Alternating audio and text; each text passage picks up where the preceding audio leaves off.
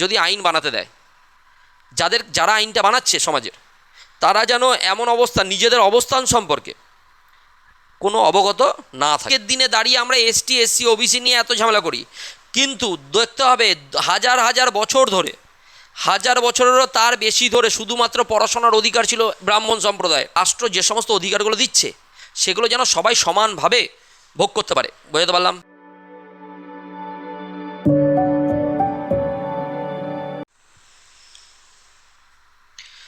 আচ্ছা, আজকের আলোচনা হচ্ছে পঞ্চম অধ্যায়। আমাদের এর আগে 4টে অধ্যায় হয়ে গেছে।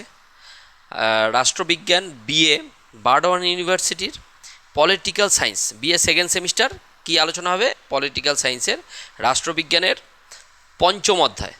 পঞ্চম অধ্যায় কী আছে? জন রলসের ন্যায় বিচার। কী আছে? জন রলসের ন্যায় বিচারের ধারণা। তাহলে এর আগে আমাদের 4টে চ্যাপ্টার হয়ে গেছে। কি আছে? রাজনৈতিক তত্ত্ব, রাজনৈতিক তত্ত্বের মিনিং অ্যান্ড নেচার, এটা হয়েছে। 2 নম্বর অধ্যায়ে কী আছে না, ওর সাথেই আছে অ্যাপ্রোচগুলো। কটা অ্যাপ্রোচ হয়েছে? সাবেকি দৃষ্টিভঙ্গি, আচরণবাদী দৃষ্টিভঙ্গি আর মার্ক্সীয় দৃষ্টিভঙ্গি। 3টে দৃষ্টিভঙ্গি হয়েছে। তারপরের চ্যাপ্টারে কি হয়েছে আমাদের? সার্বভৌমিকতা, সোভারেনিটি, সার্বভৌমিকতার একত্ববাদী তত্ত্ব, বহুত্ববাদী তত্ত্ব আর জনগণের সার্বভৌমিকতা। তারপরে 4 নম্বর অধ্যায়ে কী হয়েছে? স্বাধীনতা ও সাম্যের আন্তঃসম্পর্ক। মানে অ্যাকচুয়ালি চ্যাপ্টারটা কী আছে? রাইটস, লিবার্টি, ইকুয়ালিটি, অধিকার, স্বাধীনতা, সাম্য। তার মধ্যে তোমাদের বলেছি 10 মার্কসের জন্য ভেরি ভেরি ইম্পর্টেন্ট কি? স্বাধীনতা ও সাম্যের আন্তঃসম্পর্ক। আজকে 5 নম্বর অধ্যায় হচ্ছে জন রলসের ন্যায় বিচার। আগের বারে জন রলসের ন্যায় বিচারটা কততে পড়েছে? বড়তে। ঠিক আছে, 10 মার্কসের এসছে। তাহলে এইবার 5 মার্কসের আর 2 মার্কসের জন্য এখান থেকে ইম্পর্টেন্ট। ঠিক আছে, বুঝতে পেরেছ? এই রকম চিন্তাভাবনা নিয়েই আমি পড়বো। যেহেতু আমরা সেকেন্ড সেমিস্টার অনুযায়ী পড়াচ্ছি, তাই এরকমভাবে সাজেশন অটোমেটিক্যালি হয়ে যাবে। ঠিক আছে, কি বললাম? আমরা আজকে কি পড়বো? জন রলসের ন্যায় বিচার, থিওরি অফ জাস্টিস। জন রলসের লেখা বইটার নাম কি বলো তো? জন রলসের লেখা বইটার নামই হচ্ছে থিওরি অফ জাস্টিস। ঠিক আছে, আর আজকে আমরা ন্যায় বিচারই পড়ব। জন রলস, এই যে এই ব্যক্তিটি, সামাজিক প্রতিষ্ঠানের প্রধান গুণ কি? Justice is the first virtue of social institution as truth is of systematic of thought. দেখো, সামাজিক প্রতিষ্ঠানের প্রথম ও প্রধান গুণ হলো কি? ন্যায়। আমরা যে সামাজিক প্রতিষ্ঠানগুলো আছে, সামাজিক প্রতিষ্ঠানের মধ্যে আমাদের একটা, দেখো এই যে কলেজ, বিশ্ববিদ্যালয়, এগুলো সামাজিক প্রতিষ্ঠান। বুঝতে পেরেছ? তাহলে সামাজিক প্রতিষ্ঠানগুলোর প্রথম ও প্রধান গুণ কি? ন্যায়। ন্যায় বিচার থাকতে হবে। এই যে এতদিন এর আগে আমাদের আমরা দেখে এসেছি যে কলেজগুলো, বিশ্ববিদ্যালয়গুলো হাল কি, মানে সামাজিক যে শিক্ষা প্রতিষ্ঠান, সেখানে অনেক অনৈতিক কাজ হয়েছে, তাই না? আমরা তো আশেপাশে দেখেছি। তো এই মানে একটা এই যে পার্টির একটা পুরোপুরি প্রত্যক্ষভাবে হস্তক্ষেপ কলেজ বিশ্ববিদ্যালয়গুলোতে, তাহলে কী হয়েছে? ওখানে ন্যায় বিচার কিন্তু প্রতিষ্ঠা ছিল না। তাহলে সামাজিক প্রতিষ্ঠানের প্রথম ও প্রধান গুণ হলো কি? ন্যায়। যেমন চিন্তা ব্যবস্থার প্রধান গুণ হলো কি? সত্য। আমরা যে চিন্তা করব তার প্রধান গুণ কি? সত্য। আধুনিক রাজনৈতিক দর্শনে বিশিষ্ট দার্শনিক জন রলস তার বিখ্যাত গ্রন্থ ন্যায়ের ধারণা উপস্থাপন করেন। তিনি ন্যায়কে, বিখ্যাত গ্রন্থ কি? বিখ্যাত গ্রন্থর নাম বললাম কি? এ থিওরি অফ জাস্টিস। সেই গ্রন্থে ন্যায়ের ধারণা দেয়। ঠিক আছে, জন রলস দেখো বলছে ন্যায় হিসাবে কি বলছে? ন্যায্যতা। ন্যায় হিসাবে ন্যায্যতা। জাস্টিস অ্যাজ ফেয়ারনেস, কি? সমাজের প্রত্যেক ব্যক্তিকে সমান মর্যাদা দিতে হবে। আমরা কি চাই? সমাজে প্রত্যেক ব্যক্তিকে সমান মর্যাদা দিতে হবে। সুযোগ ও অধিকার বন্টনে বৈষম্য কমাতে হবে। সুযোগ আর অধিকার যেটা হবে, সকলের যেন সুযোগটা ইকুয়াল থাকে, সেখানে কোনো রকম বৈষম্য থাকবে না। বৈষম্য মানে কি? ধনী দরিদ্র যারা আছে তাদের মধ্যে একটা বৈষম্য করবে, ধনীদের আগে চান্স দিচ্ছে, দরিদ্রদের কি করবে? পরে চান্স দেবে, এরকম যেন না থাকে। সুযোগ ও অধিকার বন্টনে বৈষম্য কমাতে হবে। ন্যায্যতার ভিত্তিতে সামাজিক প্রতিষ্ঠান গড়ে উঠবে। সামাজিক প্রতিষ্ঠান কী হিসাবে গড়ে উঠবে? ন্যায্যতার ভিত্তিতে। মূল কথা কি? কোনো আইন বা প্রতিষ্ঠান তখনই ন্যায়সঙ্গত হবে যখন তা সকলের প্রতি নিরপেক্ষ ও ন্যায্য আচরণ করবে। কোনো আইন বা প্রতিষ্ঠান কখন ন্যায় হবে, ন্যায্য হবে, ন্যায়সঙ্গত কখন হবে? যখন সকলের প্রতি একটা সমান নিরপেক্ষ ন্যায্য আচরণ করবে। ঠিক আছে, অসুবিধা আছে? এইবার বলো, এইবারে হচ্ছে জন রলসের যে থিওরি অফ জাস্টিস মানে ধারণা, ন্যায় বিচারের ধারণা, সেটার একটা মেন হচ্ছে বলছে মানুষকে, বলছে যারা ন্যায় বিচারের, যারা হচ্ছে রুলসগুলো বানাচ্ছে, নীতিগুলো, ন্যায় বিচারের, আমাদের তো সংবিধানের নীতি আছে, যারা সংবিধানটা বানিয়েছে, ভালো করে বোঝো কারা কারা বানিয়েছে। ধরো আম্বেদকর, জানি সংবিধানের জন্য আম্বেদকর, যেটা খসড়া সংবিধান BN রাও সাংবিধানিক উপদেষ্টা ছিল, বা কৃষ্ণস্বামী আয়ার, গোপালস্বামী আয়েঙ্গার, এরা প্রত্যেকেই ভাবো যখন বানিয়েছে তখন প্রত্যেকেই প্রতিষ্ঠিত ব্যক্তি। ভালো করে বোঝো, আইনটা যখন হয়েছে তখন ওরা সবাই প্রতিষ্ঠিত। তো ক্লিয়ার হচ্ছে? এইবারে জন রস বলছে যে আমরা এই যে সমাজের যারা নীতিগুলো বানাচ্ছে তারা যেন বুঝতে না পারে যে তারা কি অবস্থানে আছে। ধরো আমি কি করছি, টিচার, আমাকে যদি আইন বানাতে দেয়, যে রুলসগুলো, ন্যায় বিচারের রুলসগুলো বানাতে দেয়, আমি কাদের স্বার্থে বানাবো? আমি যেন বছর বছর যেন SSC হয়, বছর বছর কলেজ সার্ভিস কমিশন হয়, ওখানে যেন বেশি ভ্যাকেন্সি থাকে, একদম এডুকেশনের দিকটাকে একদম শক্তপোক্ত করার চেষ্টা করবো। কেন? কারণ কি, আমি শিক্ষক। এবার আমার জায়গায় একজন ইঞ্জিনিয়ার আছে, সে যদি আইনটা বানাতো তাহলে তারা ইঞ্জিনিয়ারদের জন্য বেশি একটু ছাড় দিত। বুঝতে পেরেছো কথাটা কি বললাম? তাই জন রস বলেছে যখন তোমরা মানে যারা আইন বানাবে, যারা রুলস, সমাজের ন্যায় বিচারের রুলস বানাবে, তারা যেন নিজেদের অবস্থান সম্পর্কে কোনো রূপ ধারণা না থাকে, নিজেরা কি করছে। বুঝতে পেরেছো কি? এটাকেই বলে আদি অবস্থান, অরিজিনাল পজিশন। এটাকে কি বলা হয়? Original position. বুঝতে পেরেছো কি বললাম? তাহলে আদি অবস্থান যখন পয়েন্ট করবে, লিখতে পারবে আদি অবস্থানটা কি। ভালো করে সিম্পলভাবে বুঝে নে যে তোমাদের যখন যদি আইন বানাতে দেয়, যারা আইনটা বানাচ্ছে সমাজের, তারা যেন এমন অবস্থান, নিজেদের অবস্থান সম্পর্কে কোনো অবগত না থাকে। বুঝতে পেরেছো কথাটা কি বললাম? ক্লিয়ার হচ্ছে? তাহলে তো তারা জানে না যে আমি কি হতে পারি, আমি কোন অবস্থানে আছি, তাহলে আইনটা কি হবে, তারা ঠিকঠাক বানানোর চেষ্টা করবে। তাহলে এবার দেখো কি বলছে, অরিজিনাল পজিশন, আদি অবস্থা কি বলছে।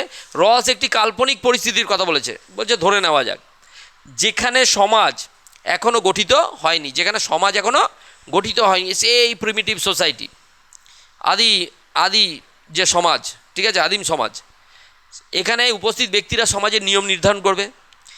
এমন একটা সমাজ যেখানে সমাজ তৈরি হয়নি, সেখানে মানুষ কি করবে, উপস্থিত ব্যক্তিরা সমাজের নিয়ম নির্ধারণ করবে, কিন্তু তারা নিজেদের সম্পর্কে কিছুই জানে না, তারা কোন অবস্থানে আছে। বোঝাতে পারলাম? সামাজিক অবস্থান জানে না, ব্যক্তিগত সম্পদ জানে না, ধর্ম বা লিঙ্গ জানে না। তাহলে এইগুলো যদি না জানে, মানুষ যদি না জানে ভবিষ্যতে সে ধনী না গরিব হবে, তবে সে এমন নিয়মই করবে যা সকলের জন্য ন্যায্য। এইবার ভালো করে বোঝো, মেয়েরা কেক খেতে ভালোবাসে একটু বেশি, বার্থডে কেক কাটা হচ্ছে, যে সব থেকে বেশি ভালোবাসে খেতে কেক, তাকে যদি কেকটা ভাগ করতে দাও, তোমরা 10 জন আছে বলে 10 জন সমান ভাগে তুই ভাগ করবি আর তুই সব থেকে শেষে নিবি, এইবার সে কী করবে? সে তো কোনোভাবে, কারণ সবাই আগে তুলবে যাকে ভাগ করতে দিয়েছে, যে সে সব থেকে বেশি ভালোবাসে, সে এমন সমান ভাগে ভাগ করবে, সে তো জানে না কোন পিসটা সে পাবে। বুঝতে পারছি? তার মানে তুমি যদি সমাজে নাই জানো ধনী হবে না গরিব হবে, তাহলে তুমি রুলসগুলো কাদের স্বার্থে বানাবে? এমনভাবে বানাবে যেখানে ধনী হোক আর গরিব হোক সবাই উপকৃত হবে। তাহলে এটাকে কি বলা হচ্ছে? আদি অবস্থান, অরিজিনাল পজিশন। এটা কে বলেছে? জন রলস। এরপরে অরিজিনাল পজিশন হলো, এরপরে আরেকটা হচ্ছে ভেল অফ ইগনোরেন্স। এটা 2 মার্কসের জন্য ভেরি ভেরি ইম্পর্টেন্ট। কি আছে? ভেল অফ ইগনোরেন্স, অজ্ঞানতার অবগুণ্ঠন। এটাকে কি বলা হয়? অজ্ঞানতার। এটা একটু বানানটা স্পেলিংটা ভুল হয়েছে, অজ্ঞতার আছে, অজ্ঞতারও হবে, অজ্ঞানতার বা অজ্ঞতার অবগুণ্ঠন। কি হবে এটা? অবগুণ্ঠন। কোশ্চেন আসবে ইংলিশে, কি হবে? Veil of ignorance. Veil of ignorance মানে ওই আদি অবস্থানে থাকার পরে মানুষ তো বুঝতে পারছে না যে কোন পজিশনে যাবে। অজ্ঞতা, ব্যক্তি নিজের পরিচয় ও সামাজিক অবস্থান সম্পর্কে সম্পূর্ণ কি থাকবে? অজ্ঞ থাকবে। অজ্ঞতার অবগুণ্ঠন। লক্ষ্য কী হবে? ব্যক্তিগত স্বার্থের পরিবর্তে কাদের স্বার্থ দেখা হবে? সাধারণ কল্যাণকে গুরুত্ব দেওয়া হবে। বুঝতে পেরেছ? সে তো দেবেই। ফলাফল কি? এই অজ্ঞানতার অবগুণ্ঠনের ফলেই প্রতিষ্ঠিত হবে পক্ষপাতহীন ও নিরপেক্ষ ন্যায় বিচার। তাহলে জন রলসের ন্যায় বিচার বোঝা যাচ্ছে? তাহলে দুটো জিনিস বুঝতে পারলে, একটা আদি অবস্থান আর একটা কি?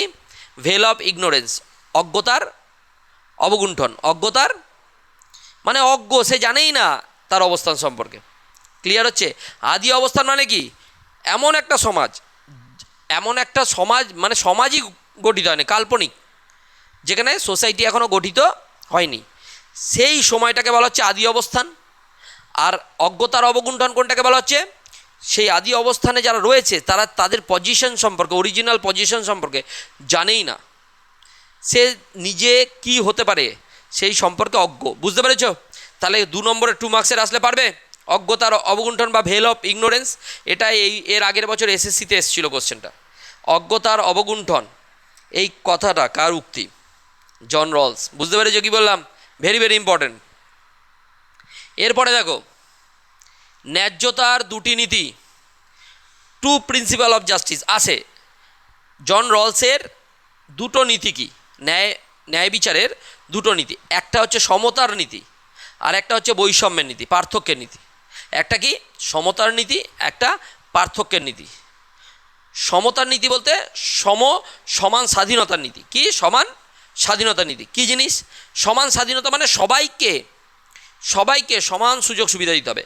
রাষ্ট্র যে সমস্ত অধিকারগুলো দিচ্ছে সেগুলো যেন সবাই সমানভাবে ভোগ করতে পারে। বোঝাতে পারলাম? এটা হয়ে গেল কি? সমান সুযোগ সুবিধা। সব অধিকারগুলো যেন সবাই সমান সুযোগ সুবিধা পায়। ধনীরা আলাদা করে পাচ্ছে, গরিবরা আলাদা করে পাচ্ছে, এরকম নয়। ক্লিয়ার হচ্ছে?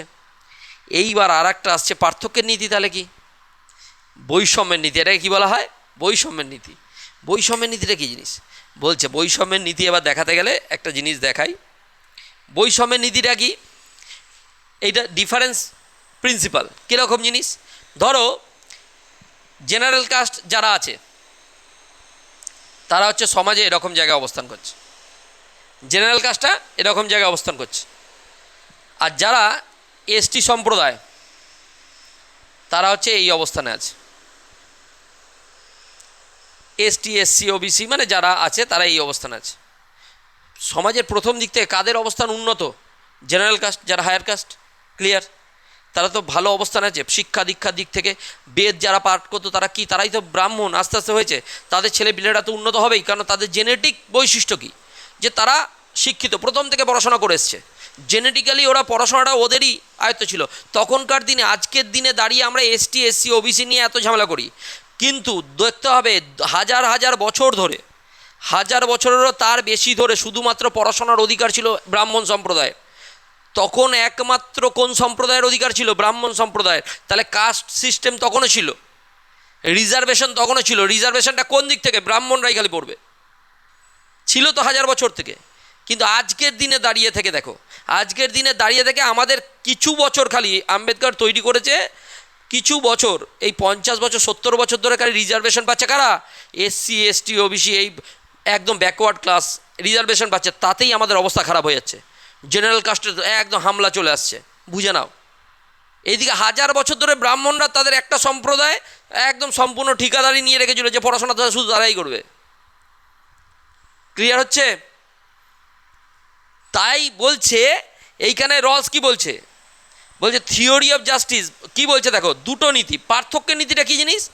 বলছে যারা উঁচুতে, সমাজের উঁচুতে অবস্থান করছে, উঁচু শ্রেণীর, তাদেরকে না ছাড় দিয়ে পার্থক্য, বৈষম্যটা কাদের ওপর থাকবে? বেশি সুযোগ সুবিধা দাও। কাদেরকে? সমাজে যারা নিচু শ্রেণীর লোক, নিচু শ্রেণীর যারা মানুষ আছে তাদেরকে একটু বেশি সুযোগ সুবিধা দাও, যাতে তারা এই পজিশনে আসতে পারে। বুঝতে পেরেছো কথাটা কি বললাম? ভালো করে বোঝো। যারা, আমি শিডিউল ট্রাইবের কথা বলছি, অনেক ট্রাইব আছে, উপজাতি যেগুলো আছে, তাদের ভালো করে বোঝো, তাদের জেনেটিক্যালি, তাদের জিনগত বৈশিষ্ট্যতে পড়াশোনা নেই বলে তাদের ছেলেপিলেরা পড়াশোনাতে কি হয়, অতটা ব্রেন জেনেটিক্যালি উন্নত হয় না। তাহলে তাদের মধ্যে থেকে কোনো ছেলেপিলে যদি একটু পড়াশোনা করতে চায়, তাদেরকে কি করতে হবে, আরও রাষ্ট্রের কর্তব্য যে ওরা যাতে পড়াশোনা করে এটা ভাবতে পারে যে হ্যাঁ চাকরি পাওয়া যায়, একটা উন্নত লাইফ হবে। তো সেই জায়গাটা দাঁড়িয়ে তাদেরকে কি দেওয়া, ছাড় দেওয়া। এটাকেই বলা হচ্ছে কিসের নীতি, পার্থক্যের নীতি বা বৈষম্যের নীতি। বৈষম্যটা করা হবে কিন্তু কিসের জন্য, ভালো দিকে, মানে যারা নিচু শ্রেণীর মানুষ তাদেরকে উপরে ওঠানোর চেষ্টা করা।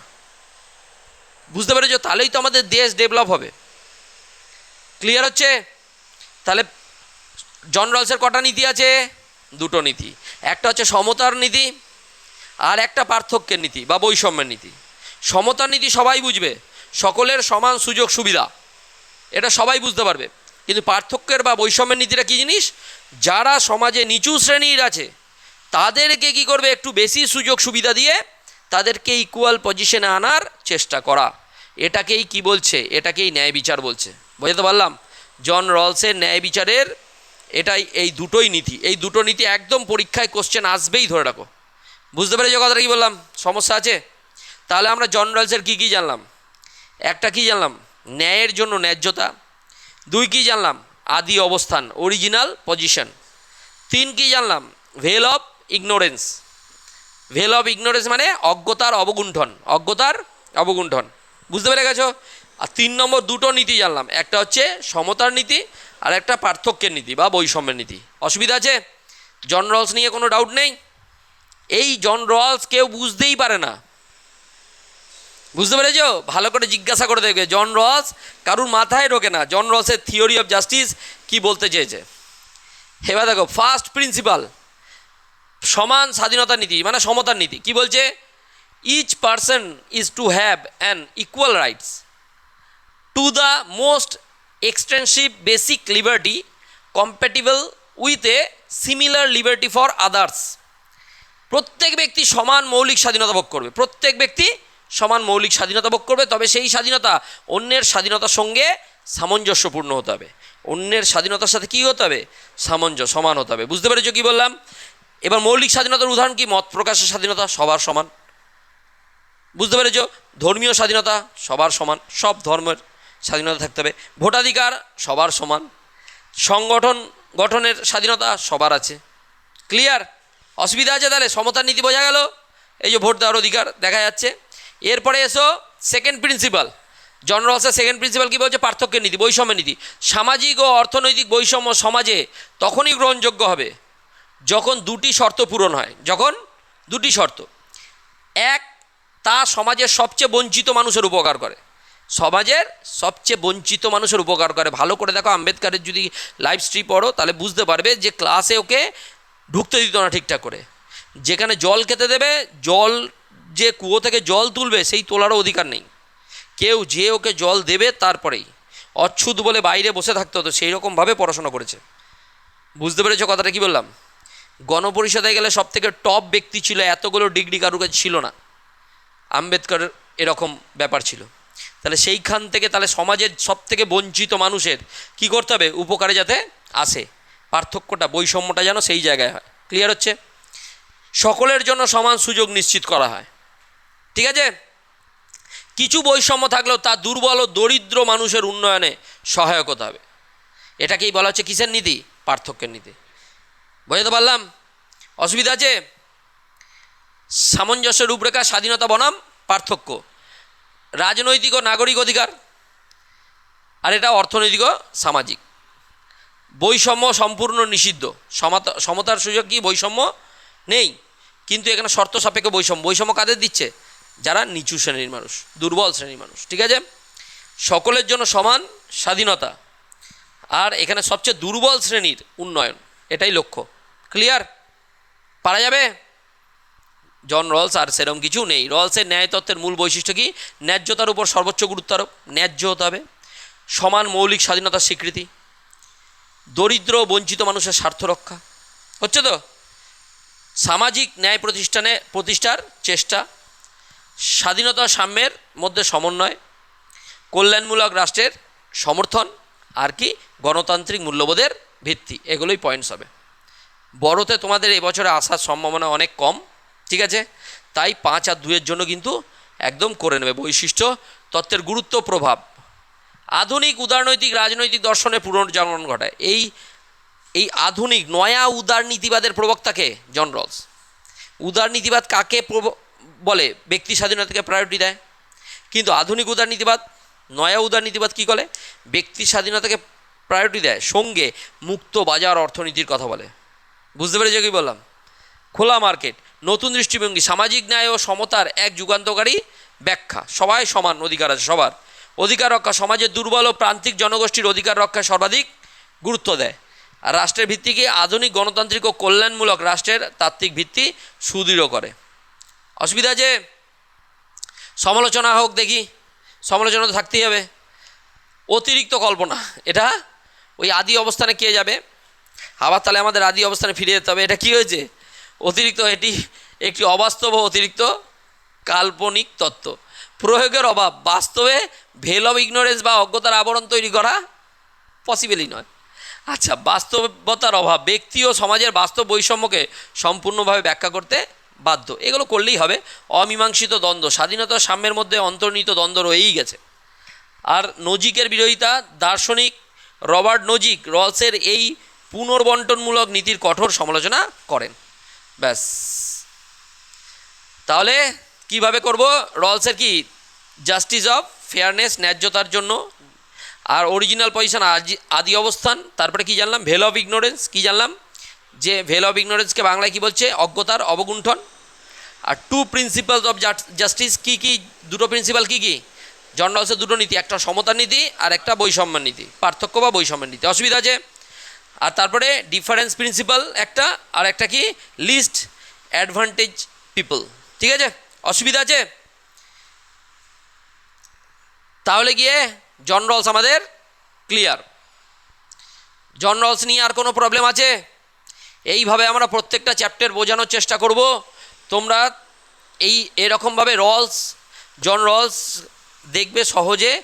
আরও সহজ যদি বুঝতে না পারো আমাকে কোশ্চেন করবে, আমি কমেন্টে আনসার দেওয়ার চেষ্টা করব। ঠিক আছে?